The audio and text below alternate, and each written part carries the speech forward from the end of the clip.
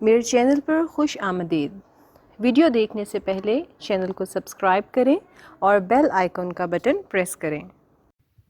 بسم اللہ الرحمن الرحیم۔ السلام علیکم ویورز۔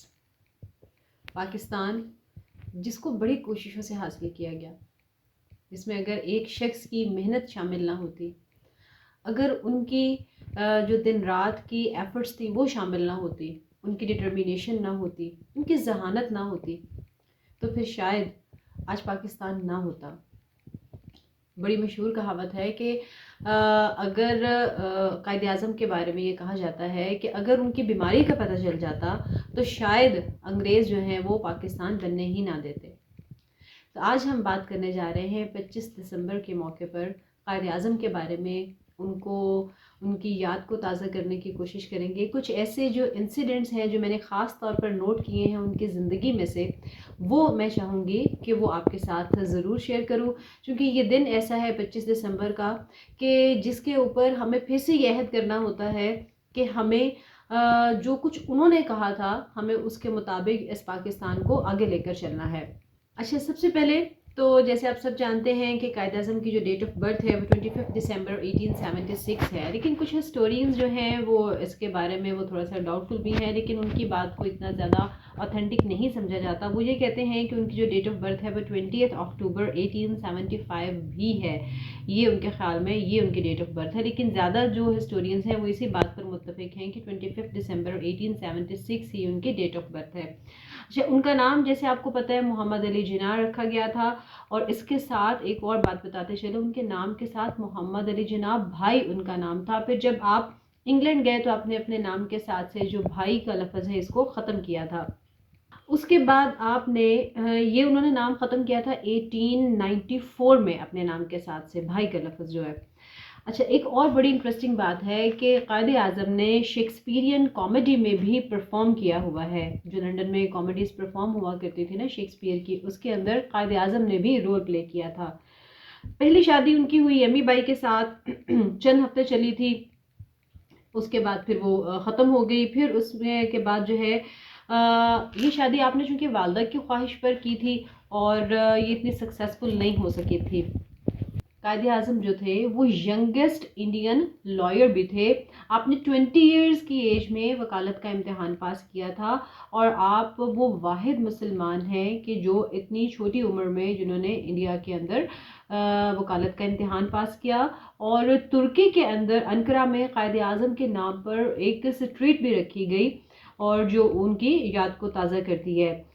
جناح کیپ جو ہے وہ قائد اعظم نے خاص طور پر سیپریٹ ہوم لینڈ کے جو کمٹمنٹ ہے اس کے سمبل کے طور پر اس کو پہنا تھا، اور یہ 1897 میں جو جلسہ ہوا تھا اس کے اندر قائد اعظم نے اس کو پہلی مرتبہ پہنا تھا۔ پھر اس کے بعد یہ جو کیپ ہے یہ جناح کیپ کے نام سے ہی اس کو ہمیشہ سے جانا جاتا ہے، یہ وہ ایک سمبل بن گیا۔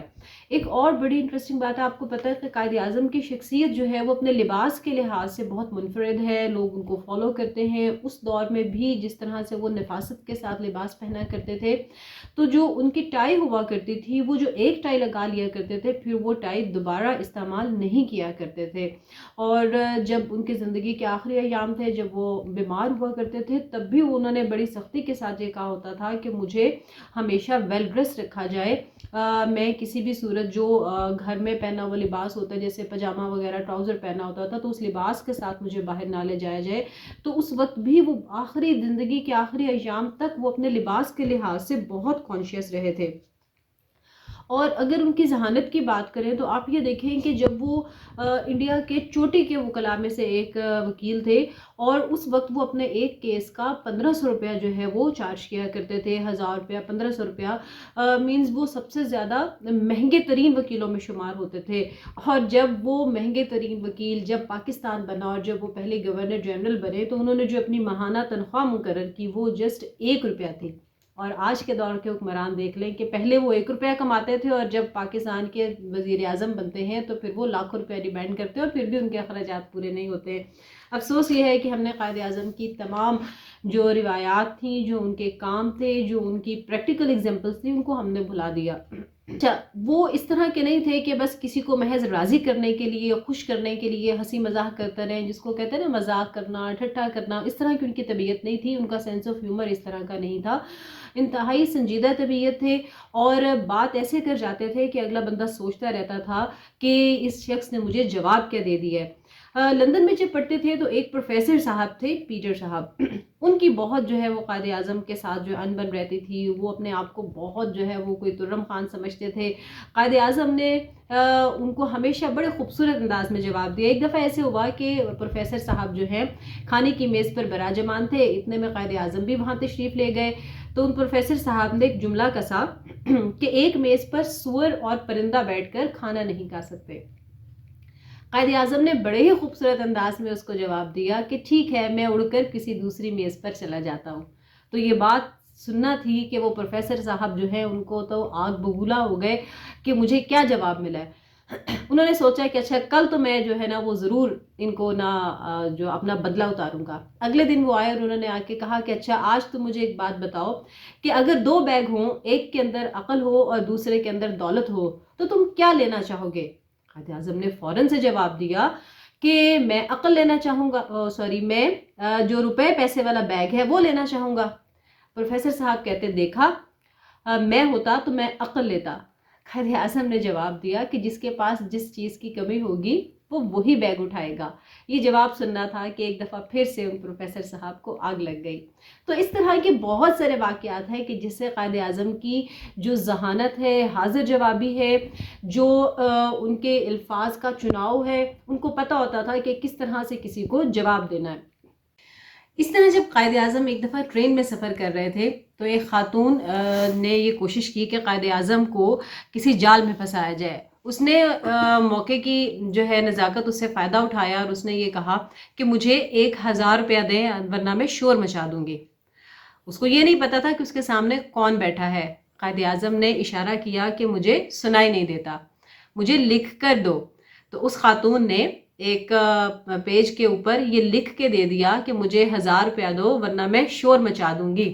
اس کا یہ لکھ کے دینا تھا۔ قائد اعظم نے زنجیر کھینچی اور جو ٹرین کا عملہ تھا اس کو بلایا اور وہ لکھا ہوا جو ہے وہ ان کے ہاتھ میں پکڑا دیا۔ وہ خاتون دیکھتی رہ گئی کہ یہ میرے ساتھ ہوا کیا ہے۔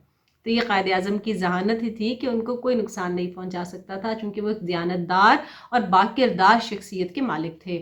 اور یہی وجہ ہے کہ ان کی باکردار شخصیت، ذہانت کی بدولت جو بہت سارے چالاک اور عیار دوسرے مذاہب کے لوگ تھے، ہندو تھے، وہ ہمیشہ انگلیاں دانتوں میں دبا کر رہ جاتے تھے اور قائد اعظم میدان جیت جایا کرتے تھے۔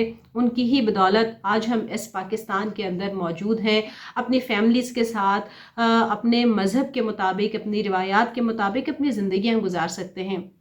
لیکن افسوس تو یہ ہے کہ یہاں پر تمام وہ لوگ آزاد ہیں کہ جو چوری کرتے ہیں، جو ڈاکے ڈالتے ہیں، جو لوگوں کی عزتیں لوٹتے ہیں، لیکن وہ لوگ جو اس ملک کے لیے قربانیاں دیتے رہے، وہ لوگ جو سچے دل سے اس ملک کے ساتھ مخلص ہیں، جو اس ملک سے پیار کرتے ہیں، جو قائد اعظم سے پیار کرتے ہیں اور ان کے اصولوں کے مطابق زندگی گزارنا چاہتے ہیں، ان کی قدر اس ملک میں نہیں ہے۔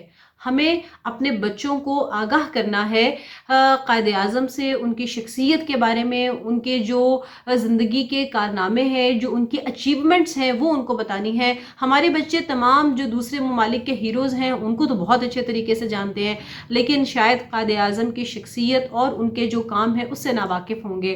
بلکہ میں تو یہ کہتی ہوں کہ اگر کرنسی نوٹ کے اوپر قائد اعظم کی تصویر نہ ہوتی تو شاید وہ بہت سے جو بچے ہیں وہ ان کو پہچان بھی نہ پاتے۔ یہ ہمارے لیے افسوس کا مقام ہے، یہ وہ شرم کا مقام ہے کہ جس کو ہم محسوس ہی نہیں کرتے ہیں۔ وہ کہتے ہیں نا کہ ہم عادی ہو گئے ہیں اتنے غلط کاموں کے، اتنی برائیاں ہمارے اندر پیدا ہو چکی ہیں کہ ہمیں احساس ہی نہیں ہوتا کہ ہم کس غلط راستے پر جا رہے ہیں۔ اس وقت اس ملک کو ضرورت ہے کہ پھر سے کوئی اس طرح کا لیڈر اس سوچ کے ساتھ ابھرے اور ہمارے ملک کو واپس اسی ڈائریکشن میں لے کے جا سکے جس کی بنیاد پر پاکستان کو بنایا گیا تھا۔ اپنی دعا میں یاد رکھیے گا۔ اللہ حافظ۔